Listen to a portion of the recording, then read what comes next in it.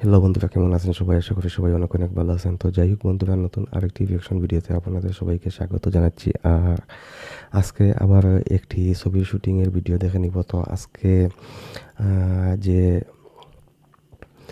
ছবির শুটিংয়ের ভিডিওটি দেখবো, তো সেটি আসলে কোন ছবির শুটিং সেটি আমি এখনও জানতে পারি নাই, কারণ এখনও আমি ভিডিওটি দেখি নাই।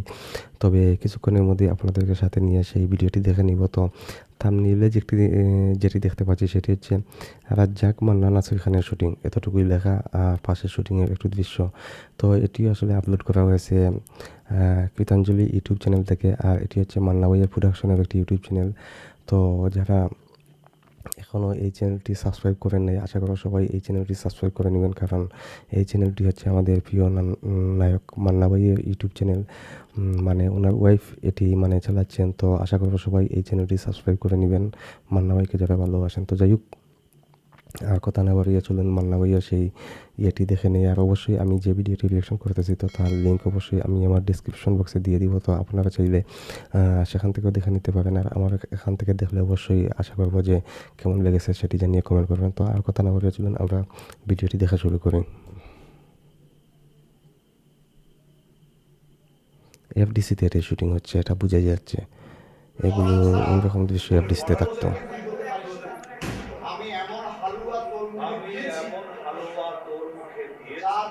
নাসির খানকে খুবই লাগতেছে। তবে আসলে এটি কোন ছবির শুটিং? এটি পরিচালক মন্তাজুর রহমান আকবর। ওকে, রাজ্জাক, মান্না, নাসির খানের শুটিং। এই শুটিংটি সম্ভবত শীতের দিনে ছিল, বোঝা যাচ্ছে। সবার পরনে দেখেন তো দেখা যাচ্ছে, মানে জ্যাকেট, এইসব শীতের কাপড় দেখা যাচ্ছে।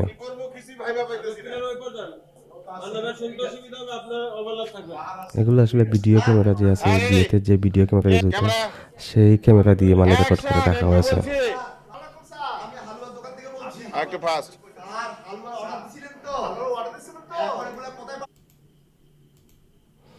এখানে রাজ্জাক সাহেব, পাশে মানে নাসির খানকে মনে হচ্ছে যে বেঁধে রাখা হয়েছে, এইরকম একটি দৃশ্য। আর মান্না ভাই ফোনে কথা বলতেছেন।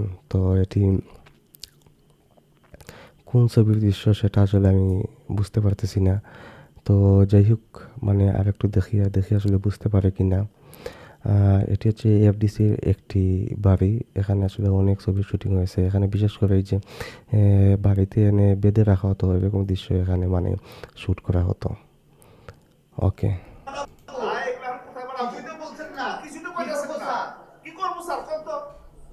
কাট মারবো। এই পর্যন্ত শট একটা ছেড়ে গেলাম। এই যে দুই শট, এটাতে ভাই নাই গেল। লাভি লাভি যায়, লাভতে আহ, বললাম একদম। সত্যি মানে খুবই কষ্ট লাগতেছে। ওনাদের মধ্যে কেউই নাই এখন। নায়ক মান্না ভাই নেই, নাসির খান নেই, রাজ্জাক স্যার নেই, কেউ নেই। আসলে খুবই খারাপ লাগতেছে। কিন্তু আসেন গেল আল্লাহ। কিন্তু ওনাদের কাজগুলো কিন্তু ওনাদের কাজগুলো এখনো বাইরে গিয়েছে। ওখান থেকে বলছে কে? আমি হাই না। ওখান থেকে বলছে তুই এখনো বেঁচে আছিস? চুপ কর। জীবনে মায়া না করে আমি তোর কথা মতো কত মানুষ খুন করেছি। আর আর তোর প্রমোশনের জন্য আমাকে মারতে চাস? আমি বাচ্চা, তুই হাইনার অর্ধেকটা দেখেছিস, এবার তুই দেখবি পুরোটা। মন্তাজুর রহমান আকবর ডায়লগ বুঝিয়ে দিচ্ছেন, মানে এটাকে প্রম্পট এরকম কিছু একটা বলা হয়, যে ক্যামেরার পাশ থেকে মানে ডায়লগ আগে বলে দেওয়া হতো, এটা শুনে শুনে মানে তারা তাদের মতো ডায়লগ দিতেন এবং এক্সপ্রেশন করতেন। শোন আমার কথা শোন। আমি তুই আর এমপি তিনজনে মিলে যত অপকর্ম করেছি,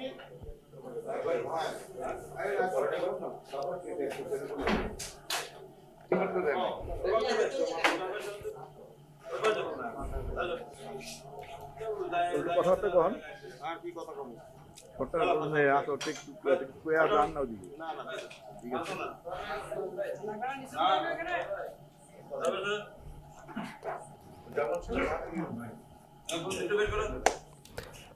মন্তাজুর রহমান আকবর মানে নায়ক মান্নাকে নিয়ে কিন্তু অনেক ছবি করেছেন।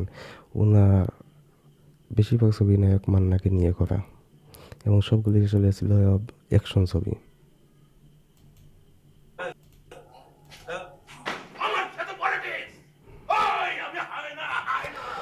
যার সাথে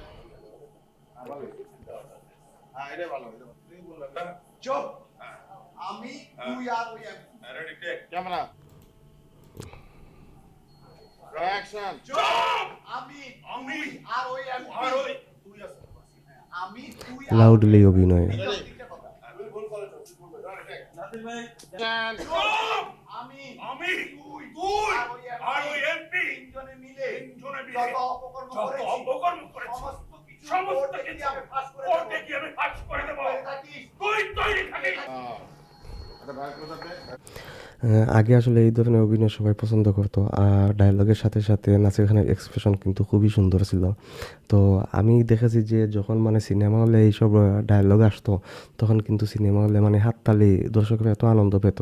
আসলে তখন এই বিনোদনের মাধ্যম এগুলোই ছিল, যেমন সপ্তাহে বিটিভিতে একটি ছবি, না হলে সিনেমা হলে গিয়ে ছবি দেখতে হতো, আর না হলে মানে যে বিসিআর আছে বিসিআর ভাড়া করে তারপরে মানে বাড়িতে এনে ছবি দেখতে হতো। সেখানে এক রাতে 3 থেকে 4টি ছবি দেখা যেত।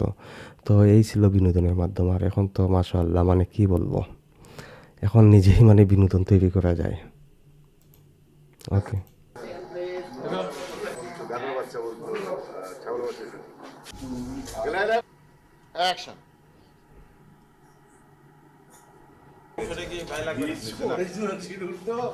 চেক বক্স দেখো এটা লাগবে এটা না এখান থেকে এটা শোনান না এটি এই যে পরিত্যক্ত বাড়ির মতো একটি বাড়িতে মানে শুটিং করা হচ্ছে, যদি এটি এফডিসি একটি সেট।